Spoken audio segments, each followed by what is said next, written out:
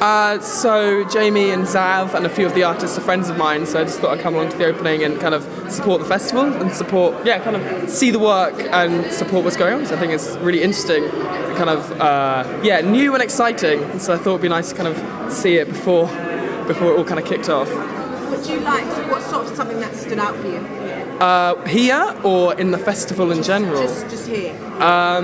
Jamie's work. I hadn't seen any of this piece. I haven't read much about it either. So I'm a fan of kind of risky or kind of intense that kind of performance. And so kind of seeing the packets of blood is really quite visceral but interesting. What else? I haven't actually really been looking around it that much, to be honest. So kind of caught me just before because I've literally just come in.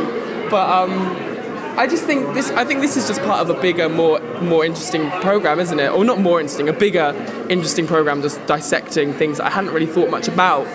I don't ever go to barbershops, and I think thinking about it now, I kind of realise why. And this festival's kind of interrogating those things. Like I always get my hair done in like a female salon. And so thinking about barbershop culture as something that's like I'm not a part of, but then kind of critically reflecting on that through this kind of work, and the festival I think will be and kind of has been already really interesting. Do you think people underestimate the history of barbering? People don't really know that. Oh my god, yeah. I mean, I certainly do.